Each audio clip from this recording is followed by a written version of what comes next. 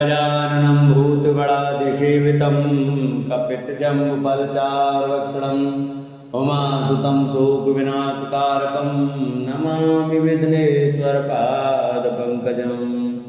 गुरुर्ब्रह्मा गुरुर्विष्णु गुरुर्देवो महेश्वराय गुरुर्साक्षात् परब्रह्म तस्मै श्रीगुरुवे नमः।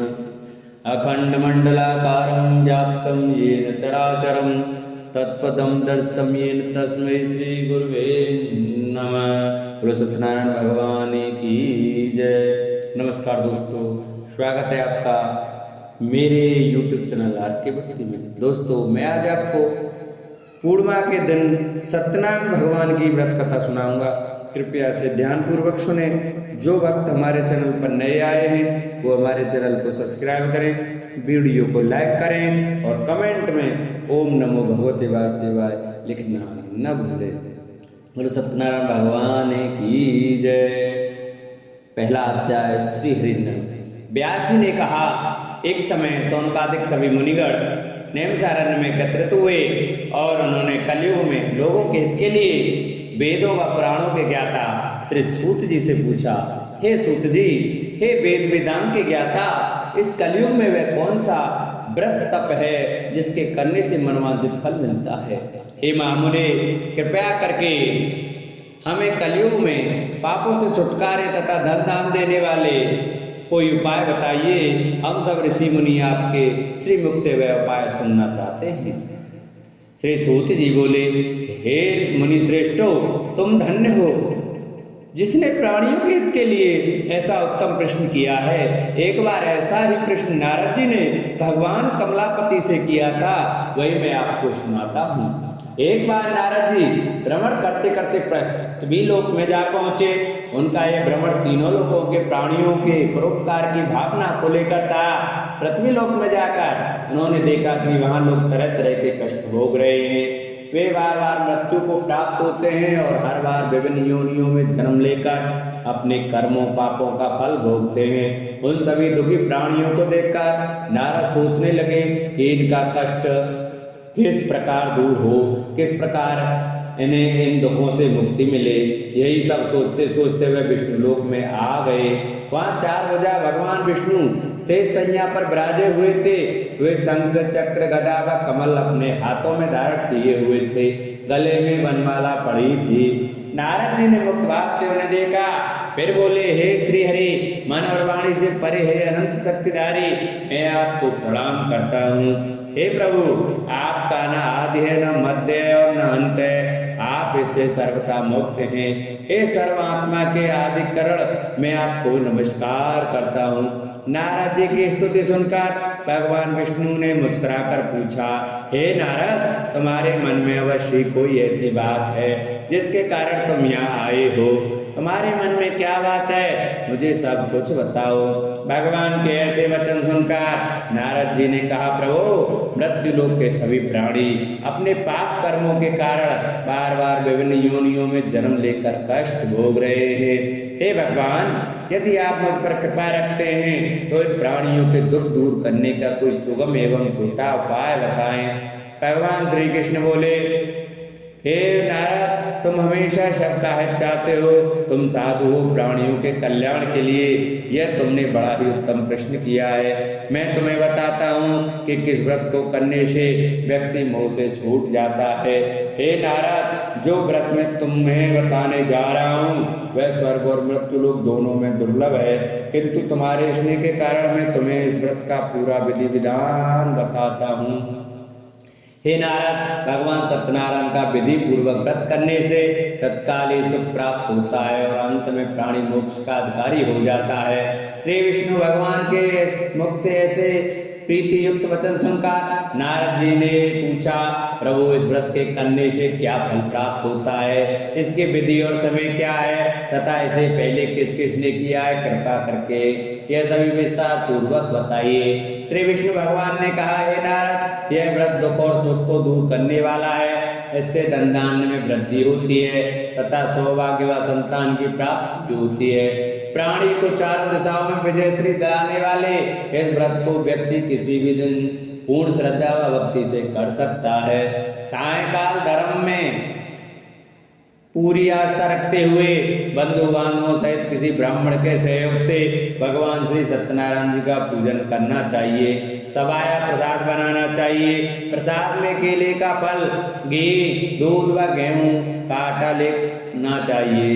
यदि गेहूं का आटा उपलब्ध ना हो तो चावल का आटा ले लें और उसमें शक्कर के स्थान पर गुड़ मिला लें। यह सब मिलाकर सवाया बना नैवेद्य भगवान को अर्पण करें। इसके बाद कथा सुनकर प्रसाद ग्रहण करना चाहिए तथा ब्राह्मणों को दक्षिणा देनी चाहिए।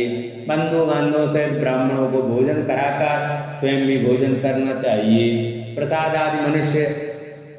आदि ग्रहण करने के बाद भजन कीर्तन करना चाहिए। फिर भगवान सत्यनारायण का स्मरण करते हुए सभी बंधु बांधवों अपने घरों को प्रस्थान करें। इस प्रकार जो भी भगवान श्री सत्यनारायण जी का व्रत पूजन करता है इसकी सभी मनोकामनाएं अवश्य ही पूरी होती हैं। इस कलयुग में दुख एवं दरिद्रता से छुटकारा पाने का इससे कोई छोटा उपाय नहीं है। इति श्री स्कंद पुराणे रेवा खंडे सत्यनारायण व्रत कथायां प्रथम अध्याय। श्री हरि नमः। बोलो सत्यनारायण भगवान की जय।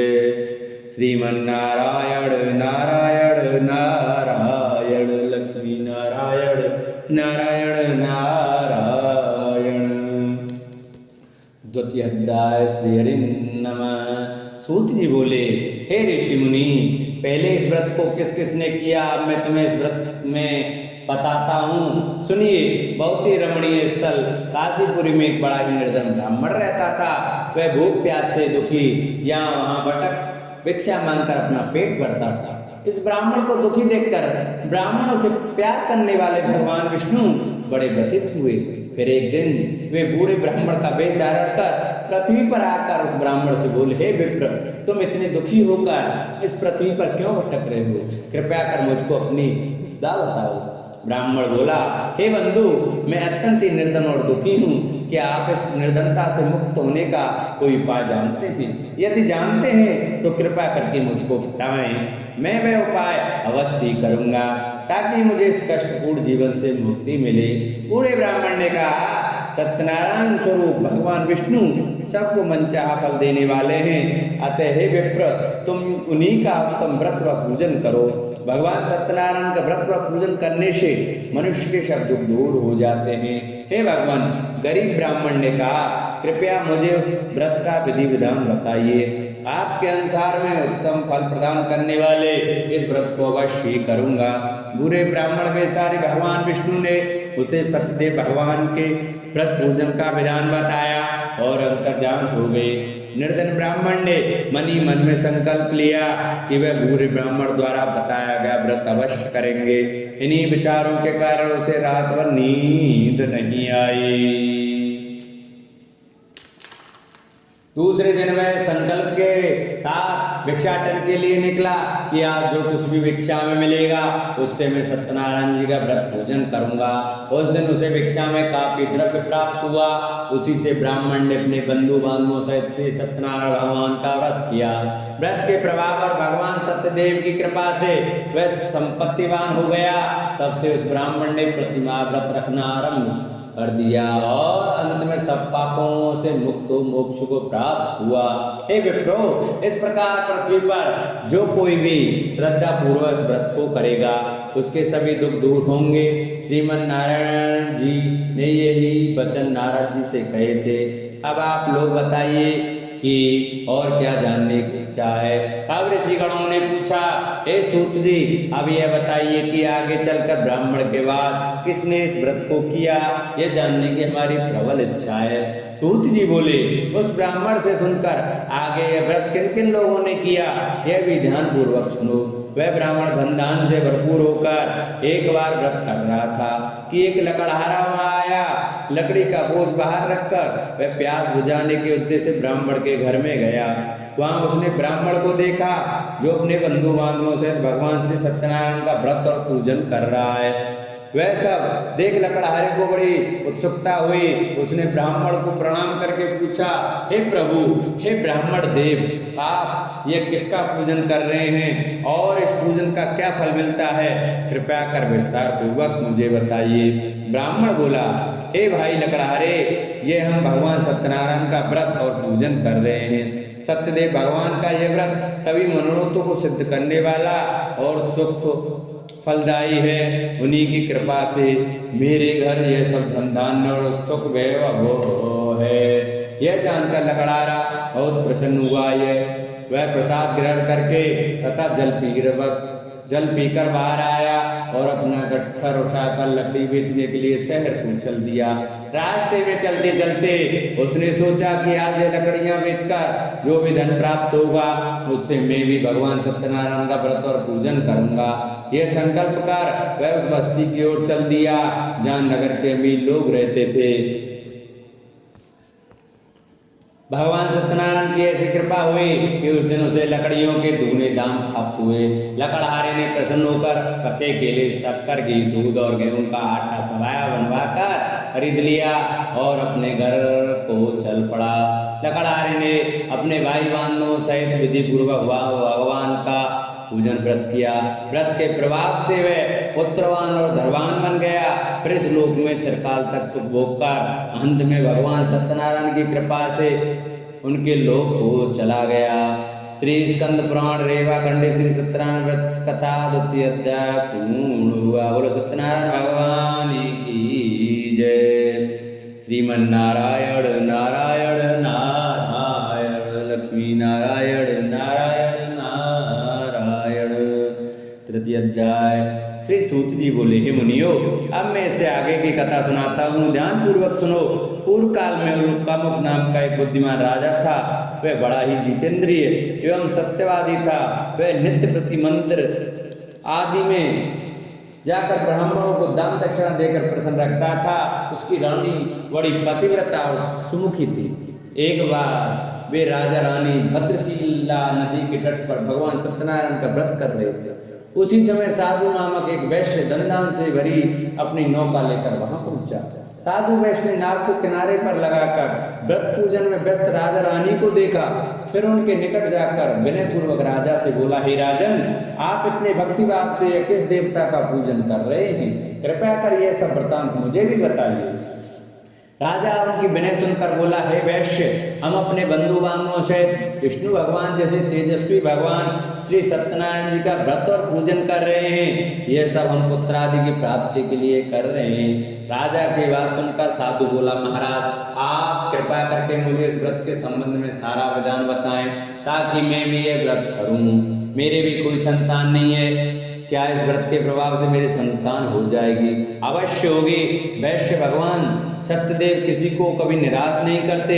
यह कहकर राजा ने उसे व्रत से संबंधित पूरा विधि विधान बता दिया। सब कुछ जान लेने के बाद वैश्य खुशी खुशी अपने घर चल दिया।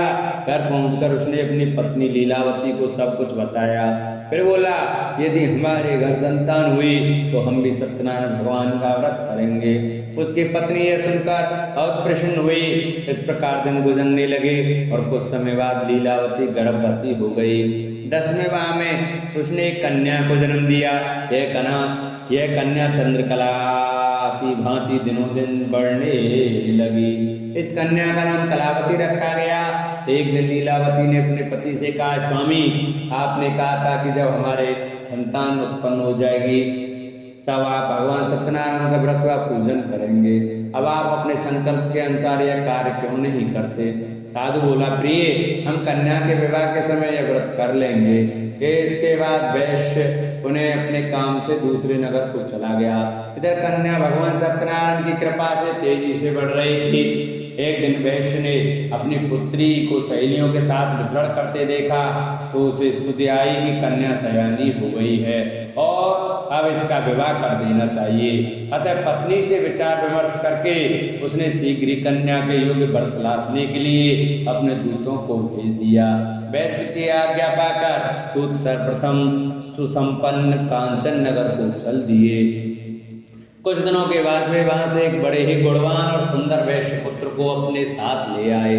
साधु वैश्य ने अपने बंधु बांधवों सहित उसे देखा और वार्तालाप करके संतुष्ट हो गया।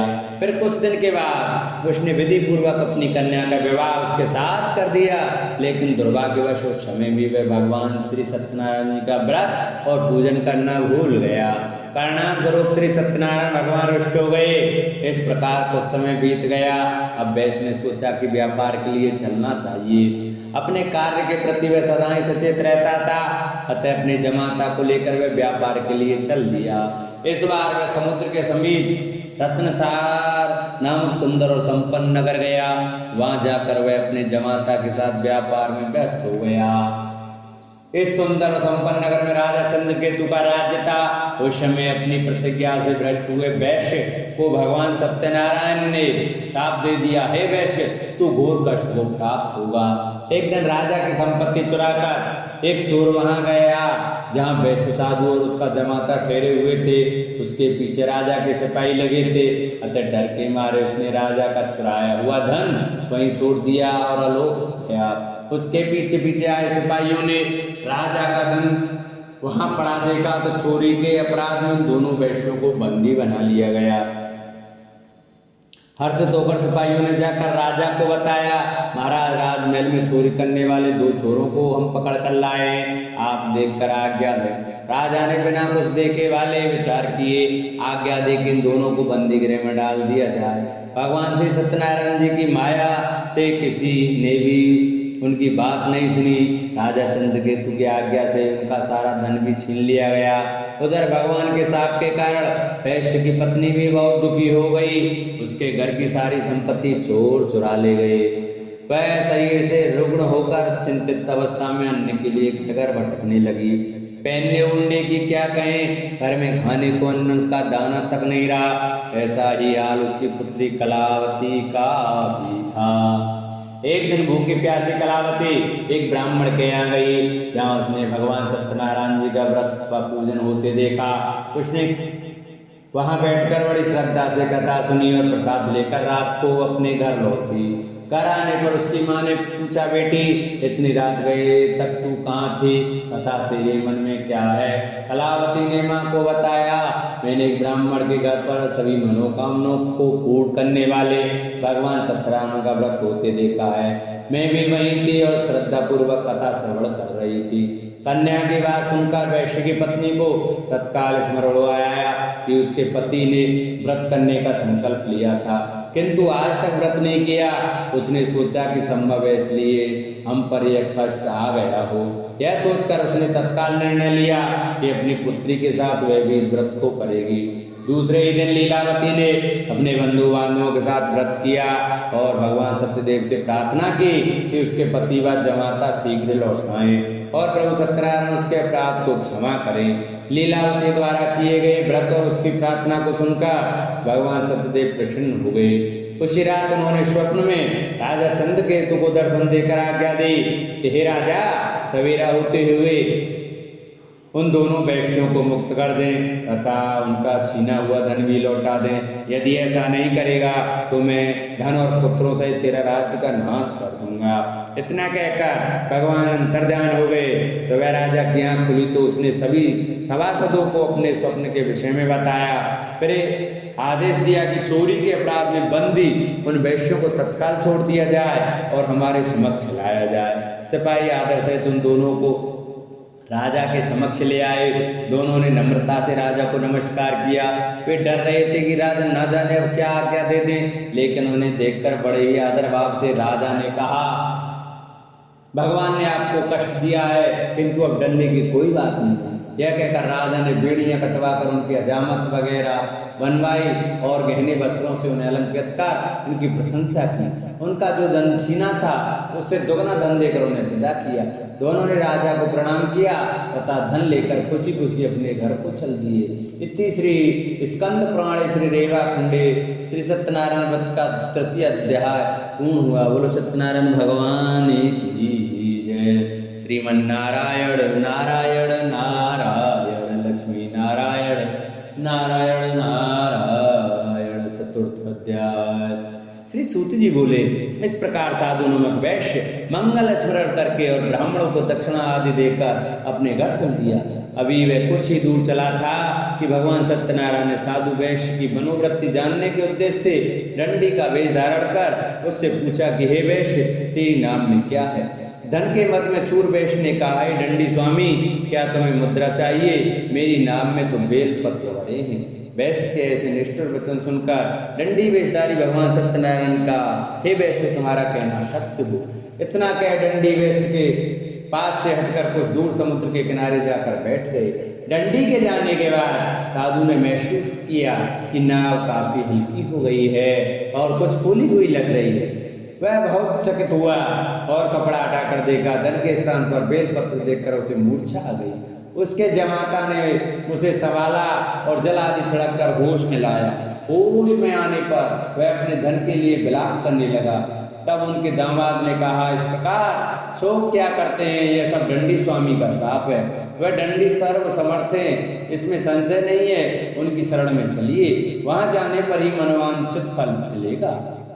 दामाद का कहना मानकर वैश्य डंडी स्वामी की शरण में गया और प्रणाम कर आदर पूर्वक बोला, हे प्रभु, मैंने जो कुछ भी आपसे कहा था उसके लिए मुझे क्षमा करते हैं। ऐसा कहते समय वह महाशोक से व्याकुल हो उठा। वैश्य को रोते देखकर डंडी स्वामी ने कहा, रो मत, सुनो साधु, तुम मेरी पूजा से विमुख हुए हो। हे कुबुद्धि, इसलिए मेरी आज्ञा से ही तू बार बार दुख भोग रहा है। अब वैश्य को सारी बात समझ में आ गई। वह विनती करते हुए बोला, हे प्रभु, आपकी माया को तो ब्रह्मादि नहीं समझ सके, फिर मैं भला आपकी लीला कैसे समझ सकता हूँ? ब्रह्मादि भी आपकी अद्भुत रूप से व गुणों को नहीं जानते। हे प्रभु, मुझ पर प्रसन्न हो। मैं माया से भ्रमित मूढ़ बुद्धि आपको कैसे पहचान सकता हूँ? मैं अपनी सामर्थ्य अनुसार आपकी पूजा करूंगा, कृपया प्रसन्न हो। हे प्रभु, मेरा धन जैसा पहले था वैसा ही कर दें। मैं आपकी शरण में हूँ, मेरी रक्षा करें। वैश्य के ऐसे भक्ति युक्त वचनों को सुनकर भगवान सत्यनारायण प्रसन्न हुए और वैश्य को मन चाहा वर देकर अंतर्ध्यान हो गए। तब वैश्य अपनी नाव पर आया तो उसने उसे धन से भरी पाया। वह बोला, भगवान सत्यदेव की कृपा से मेरी मनोकामना पूर्ण हुई है। फिर उसने अपने जमात और साथियों से भगवान सत्यनारायण की पूजा की। भगवान सत्यदेव की कृपा पाकर साधु बहुत प्रसन्न हुआ। फिर नाथ द्वारा अपने देश को चल दिया।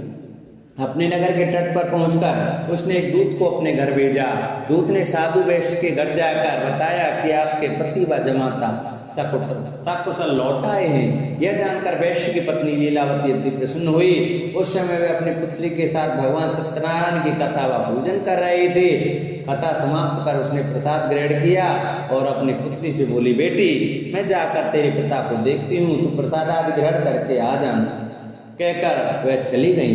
कन्या ने काम समाप्त किया और बिना प्रसाद व चरणामृत ग्रहण किए वह भी अपने पति से मिलने को चल दी। प्रसाद ग्रहण न करके वे पति के पास पहुंचे। इस प्रकार प्रसाद का अपमान करते देख भगवान सत्यदेव रुष्ट हो गए। उन्होंने उसके पति तथा धन से भरी नाव को जल में डुबो दिया। यह देखकर कन्या को बड़ा दुख हुआ और वह चक्कर खाकर भूमि पर गिर पड़ी। नाव को डूबते तथा कन्या को मूर्छित देखकर साधु को बड़ा आश्चर्य हुआ। मलावी अचरज करने लगे। लीलावती बेटी ये ऐसी हालत देखकर बड़ी व्याकुल हुई और अपने पति से बोली, हे स्वामी, नाथ सहित जमाता कहाँ और कैसे गायब हो गए? मुझे तो लगता है कि यह अवश्य किसी देवता का कोप है। आखिर भगवान सत्यनारायण की लीला को कौन समझ सका है? यह कहकर वह पुत्री के साथ विलाप करने लगी। उसकी पुत्री ने कहा कि वह भी अपने पति के वियोग में ही जल समाधि ले लेगी। यह देखकर वैश्य बहुत दुखी हुआ। उसे समझते देखने लगी कि यह सब भगवान सत्यदेव के कुपित होने के कारण ही हुआ है। पुत्री या पत्नी से अवश्य कोई भूल हुई है। आखिर उनकी माया को कौन समझ सकता है? मैं स्वयं उनकी माया से मोहित हूँ। उसने उन्हें अपने पास बुलाकर अपनी शंका व्यक्त की और बोला, मैं विधि विधान से भगवान सत्यनारायण का पूजन करूंगा, वे मेरी पुत्री को क्षमा करें। इस बार बार भगवान से क्षमा याचना करने लगा तो भगवान सत्यदेव उस पर प्रसन्न हो गए। तभी भविष्यवाणी हुई, हे साधु, तेरी पुत्री मेरा प्रसाद छोड़कर अपने पति को देखने आई है। इसी कारण इसका पति नौका सहित अदृश्य हो गया है। यदि यह घर जाकर प्रसाद ग्रहण करके आए तो इसका पति से अवश्य मिल जाएगा, इसमें कोई संशय नहीं है। वैश्य की पुत्री ने भी यह भविष्यवाणी सुनी वह तत्काल घर गई और प्रसाद ग्रहण किया। जब कन्या लौट कर आई तो उसका पति सही सलामत वहां उपस्थित था। यह देखकर वह बहुत प्रसन्न हुई और पिता से बोली, हे पिताजी, अब घर को चलिए, अब क्या देर है। हे बेटी, हमें भगवान सत्यदेव का पूजन करना है, कहकर साधु ने सबके साथ मिलकर भगवान सत्यनारायण की कथा व पूजन किया। फिर अपने बांधवों का जमाता सहित घर आ गया। उस दिन के बाद वे प्रत्येक पूर्णिमा संक्रांति को भगवान सत्यनारायण का पूजन करते हुए अनेक सुख भोगता हुआ अंत में भगवान सत्यनारायण के वैकुंठ लोक को चला गया, जो देवताओं के लिए भी दुर्लभ है तथा जहाँ सत्य रज तम तीनों गुण अप्रभावी रहते हैं। श्री स्कंद पुराण के रेवा खंडे की सत्यनारायण भगवान का चतुर्थ अध्याय पूर्ण हुआ। बोलो सत्यनारायण भगवान की जय। श्रीमन नारायण नारायण नारायण, लक्ष्मी नारायण नारायण नारायण।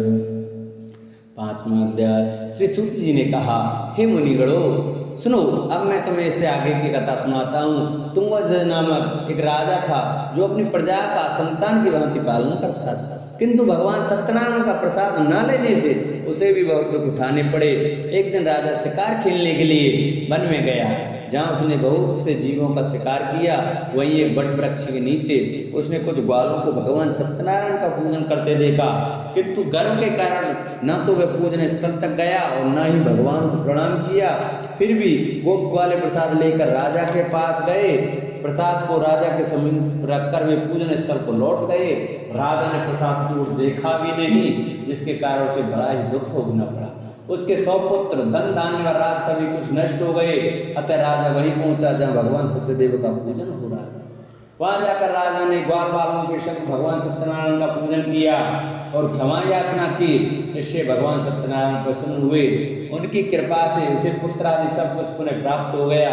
फिर इस जीवन में सुख भोग कर अंत में वह सत्यनारायण भगवान के लोक को चला गया। इस परम दुर्लभ सत्यनारायण व्रत को जो भी धारण करता है और इसकी फलदायी कथा को भक्ति पूर्वक सुनता है, उसे श्री सत्यनारायण की कृपा से भरपूर धन धान्य आदि प्राप्त होते हैं, दर्द धन पाते हैं, बंदी बंधनों से मुक्त हो जाते हैं, भयग्रस्त को भय मिट जाता है। यह निसंदेह सत्य है। इस कथा व व्रत के प्रभाव से व्यक्ति जीवन भर शुभ भोग कर अंत में सतलोक को पाता है। हे विप्रो, यह मैंने सत्यनारायण व्रत की कथा कही। इसके प्रभाव से व्यक्ति सब बंधनों से मुक्त हो जाता है। यह व्रत पूजन कलयुग में विशेष फलदायी है। भगवान सत्यनारायण अलग अलग समय में अलग अलग रूप धारण करके अपने भक्तों को सुख पहुंचाते हैं। कोई उन्हें काल कहता है, कोई ईश्वर कहता है, कोई सत्यदेव तो कोई सत्यनारायण। अनेक रूप धारण कर भी वे मन चाहा फल देने वाले हैं। कलयुग में सत्यव्रत रूपी सनातन सत्यनारायण ही होंगे। सभी को मन चाहा फल देने के लिए भगवान विष्णु ने सत्यनारायण का रूप धर लिया है। हे मुनिगण, जो इस कथा का नित्य पाठ करेंगे अथवा सुनेंगे, श्री सत्यनारायण की कृपा से उनके समस्त पाप नष्ट हो जाएंगे। सूत जी बोले, हे मुनीश्वरों, जिन्होंने सत्यनारायण का व्रत पहले किया था उनके अगले जन्म की कथा सुनाता हूँ, सुनो। महान बुद्धिमान शतानंद ब्राह्मण सुदामा हुआ और कृष्ण की आराधना कर मोक्ष को प्राप्त हुआ। लकड़ी बेचने वाला लकड़हारा भील गुहराज बना और श्री राम जी की सेवा कर मोक्ष का अधिकारी हुआ। राजा उल्कामुख महाराज दशरथ हुए और श्री रंगनाथ की पूजा कर वैकुंठवासी हुए। साधु नामक वैश्य सत्य व्रतधारी मूर्धज राजा बना। वह आधा शरीर आर्य से छीन कर दान देने के कारण मोक्ष को प्राप्त हुआ। राजा तुंगध्वज स्वयं मनु हुए। वे सभी को वैष्णव पथ पर लगा भागवत बना वैकुंठ हो गए। श्री स्कंद पुराण रेवा खंडे श्री सत्यनारायण भगवान का 5वां अध्याय पूर्वा। बोलो सत्यनारायण भगवान की जय। बोलो श्रीमन नारायण नारायण नारायण, लक्ष्मी नारायण नारायण नारायण। बोलो सत्यनारायण भगवान की जय। सत्यनारायण भगवान की आरती। जय लक्ष्मी रमणा स्वामी, जय लक्ष्मी रमणा। सत्यनारायण स्वामी, सत्यनारायण स्वामी, जनपातक हरणा। ओम जय लक्ष्मी रमणा। रत्न जड़ित सिंहासन अद्भुत छवि राजे, स्वामी अद्भुत छवि राजे। करत निराजन, नारद करत निराजन, घंटा ध्वनि बाजे, ओम जय लक्ष्मी रमणा। प्रगट भय कल कारण, तुझको दर्श दियो, स्वामी तुझको दर्श दियो। बूढ़ो ब्राह्मण बनकर, बूढ़ो ब्राह्मण बनकर, कंचन महल कियो, ओम जय लक्ष्मी रमणा। दुर्लभ मील कठारो, जिन पर कृपा करी, स्वामी जिन पर कृपा करी। चंद्रचूर्ण एक राजा, चंद्रचूर्ण एक राजा, तिनकी विपत हरी, ओम जय लक्ष्मी रमणा।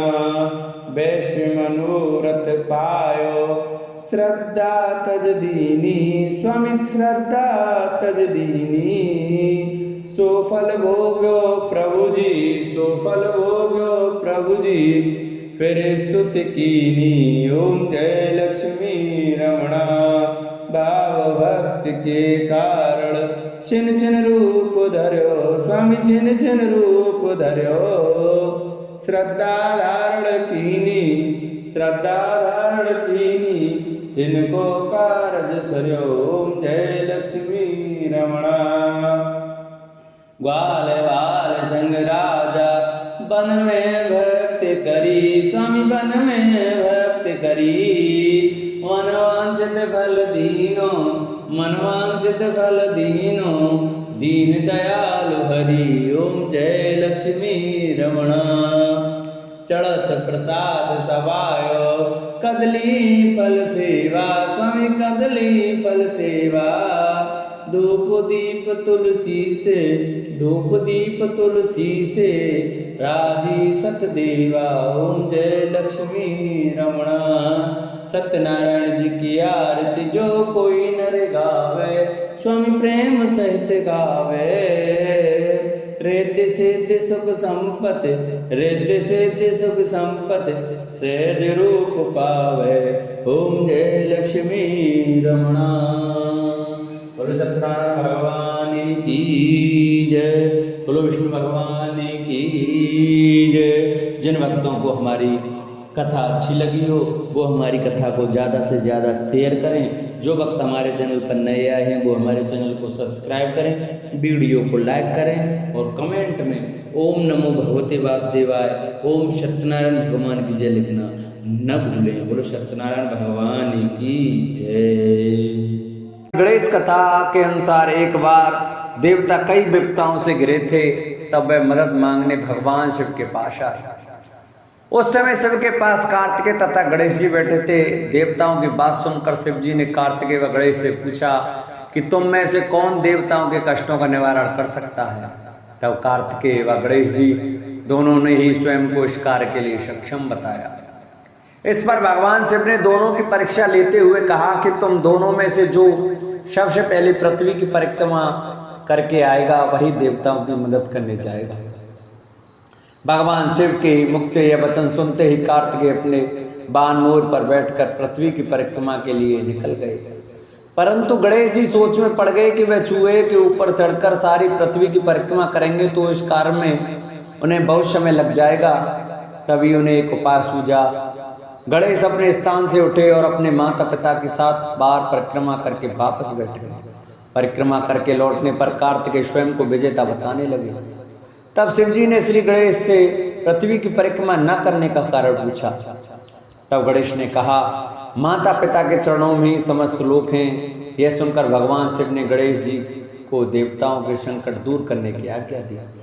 इस प्रकार भगवान शिव ने गणेश जी को आशीर्वाद दिया कि चतुर्थी के दिन जो तुम्हारा पूजन करेगा और रात्रि में चंद्रमा को अर्घ देगा उसके तीनों ताप यानी दैहिक ताप, देविक ताप तथा भौतिक ताप दूर होंगे।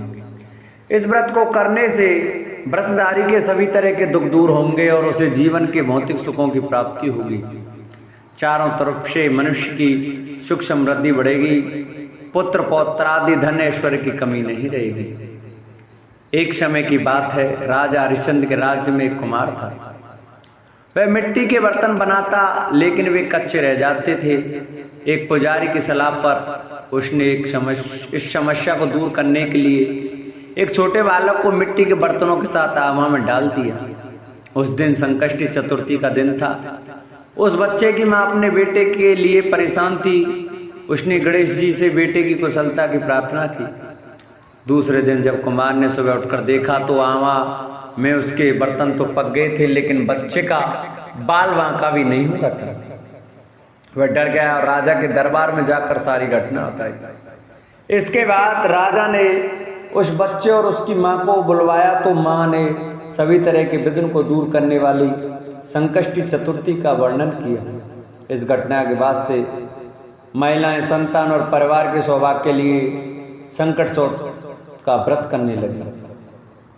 एक समय की बात है कि विष्णु भगवान का विवाह लक्ष्मी जी के साथ निश्चित हो गया। विवाह की तैयारी होने लगी। सभी देवताओं को निमंत्रण भेजे गए, परंतु गणेश जी को निमंत्रण नहीं दिया। कारण जो भी रहा हो, अब भगवान विष्णु की बारात जाने का समय आ गया। सभी देवता अपनी पत्नियों के साथ विवाह समारोह में आए। उन सब ने देखा कि गणेश जी कहीं दिखाई नहीं दे रहे हैं। तब वे आपस में चर्चा करने लगे कि क्या गणेश जी को नहीं नौता या स्वयं गणेश जी ही नहीं आए हैं। सभी को इस बात पर आश्चर्य होने लगा। तभी सबने विचार किया कि विष्णु भगवान से ही इसका कारण पूछा जाए। विष्णु भगवान से पूछने पर उन्होंने कहा कि हमने गणेश जी के पिता भोलेनाथ महादेव को नौता भेजा है। यदि गणेश जी अपने पिता के साथ आना चाहते तो आ जाते, अलग से नौता देने की कोई आवश्यकता नहीं थी। दूसरी बात यह है कि उनको 1.25 मन मूंग, 1.25 मन चावल, 1.25 मन घी और 1.25 मन लड्डू का भोजन दिन भर में चाहिए। यदि गणेश जी नहीं आएंगे तो कोई बात नहीं, दूसरे के घर जाकर इतना सारा खाना पीना अच्छा भी नहीं लगता। इतनी वार्ता कर ही रहे थे कि किसी एक ने सुझाव दिया, यदि गणेश जी आ भी जाएं तो उनको द्वारपाल बनाकर बैठा देंगे कि आप घर की याद रखना। आप तो चूहे पर बैठकर धीरे धीरे चलोगे तो 12 से बहुत पीछे रह जाओगे। यह सुझाव भी सबको पसंद आ गया, तो विष्णु भगवान ने भी अपनी सहमति दे दी। होना क्या था कि इतने में गणेश जी वहां पहुंचे और उन्हें समझा बुझाकर घर की रखवाली करने बैठा दिया। बारात चल दी। तब नारद जी ने देखा कि गणेश जी तो दरवाजे पर ही बैठे हुए हैं, तो वे गणेश जी के पास गए और रुकने का कारण पूछा। गणेश जी कहने लगे कि विष्णु भगवान ने मेरा बहुत अपमान किया है। नारद जी ने कहा कि आप अपनी मूषक सेना को आगे भेज दें तो वह रास्ता खोद देगी, जिससे उनके बाण धरती में धंस जाएंगे। तब आपको सम्मान पूर्वक बुलाना पड़ेगा। अब तो गणेश जी ने अपनी मूषक सेना जल्दी से आगे भेज दी और सेना ने जमीन पोली कर दी।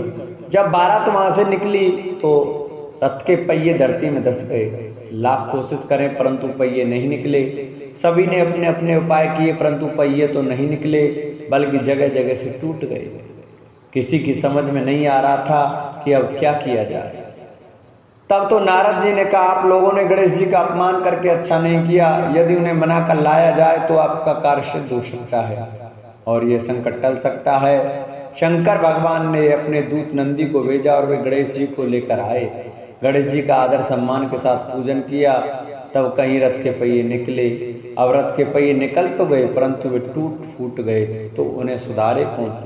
पास के खेत में खाती काम कर रहा था, उसे बुलाया गया। खाती अपना कार्य करने के पहले श्री गणेशाय नमः कहकर गणेश जी की वंदना मनी मन करने लगा। देखते ही देखते खाती ने सभी पहियों को ठीक कर दिया। तब खाती कहने लगा कि हे देवताओं, आपने सर्वप्रथम गणेश जी को नहीं मनाया होगा और ना ही उनकी पूजा की होगी, इसलिए तो आपके साथ ये संकट आया है। हम तो मूर्ख अज्ञानी हैं, फिर भी पहले गणेश को पूजते हैं, उनका ध्यान करते हैं। आप लोग तो देवतागण हैं, फिर भी आप गणेश जी को कैसे भूल गए।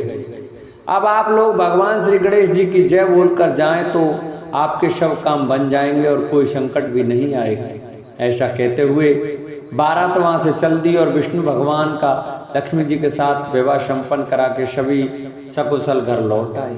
हे गणेश जी महाराज, आपने विष्णु को जो कार्य सवार्यो ऐसा कार्य सबको सिद्ध कर दो। बोलो गजानन भगवान की जय। कथा के अनुसार एक बार भगवान शिव तथा माता पार्वती नदी के किनारे बैठे थे। वह माता पार्वती ने भगवान शिव से समय व्यतीत करने के लिए चौपड़ खेलने को कहा। शिव चौपड़ खेलने के लिए तैयार हो गए, परंतु इस खेल में हार जीत का फैसला कौन करेगा, यह प्रश्न उनकी समझ में उठा। तो वह भगवान शिव ने कुछ दिन के एकत्रित कर उसका एक पुतला बनाकर उसकी प्राण प्रतिष्ठा कर दी और पुतले से कहा, बेटा हम चौपड़ खेलना चाहते हैं, परंतु हमारी हार जीत का फैसला करने वाला कोई नहीं है, इसलिए तुम बताना कि हम दोनों में से कौन हारा और कौन जीता। उसके बाद भगवान शिव और माता पार्वती का चौपड़ खेल शुरू हो गया। यह खेल 3 बार खेला गया और संयोग से तीनों बार माता पार्वती ही जीत गई। खेल समाप्त होने के बाद बालक से हार जीत का फैसला करने के लिए कहा गया, तो उस बालक ने महादेव जी को विजयी बताया। यह सुनकर माता पार्वती क्रोधित हो गई और क्रोध में उन्होंने बालक को लंगड़ा होने, कीचड़ में पड़े रहने का शाप दे दिया। बालक ने माता पार्वती से माफी मांगी और कहा कि यह मुझसे अज्ञानतावश ऐसा हुआ है, मैंने किसी द्वेष भाव से ऐसा नहीं किया। बालक द्वारा क्षमा मांगने पर माता ने कहा, यहाँ गणेश पूजन के लिए नाग कन्या आएंगी, उनके कहे अनुसार तुम गणेश व्रत करो, ऐसा करने से तुम मुझे प्राप्त करोगे। यह कहकर माता पार्वती शिव के साथ कैलाश पर्वत पर चली गई। 1 वर्ष के बाद उस स्थान पर नाग कन्याएं आईं।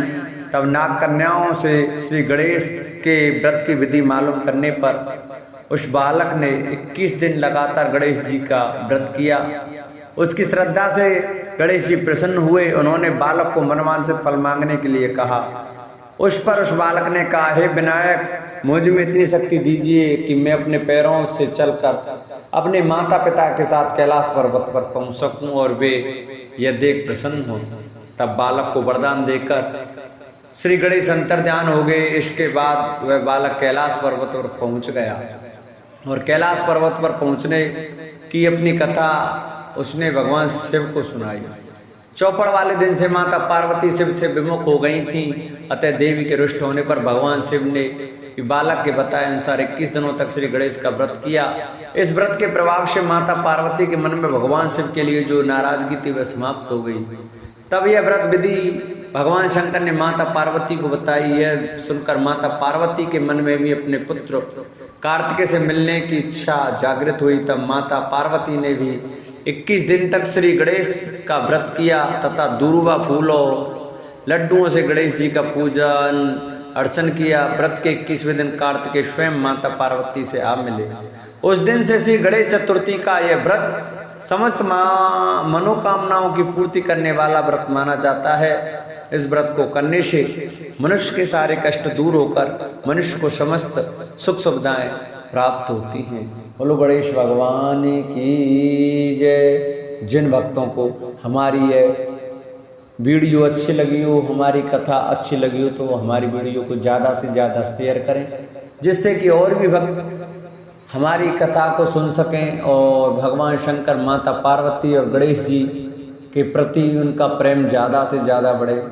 तो जो भक्त हमारे चैनल पर नए आए हैं वो हमारे चैनल को सब्सक्राइब कर लें, वीडियो को लाइक करें और कमेंट में श्री गजाननाय लिखना न भूलें। बोलो गणेश भगवान की जय।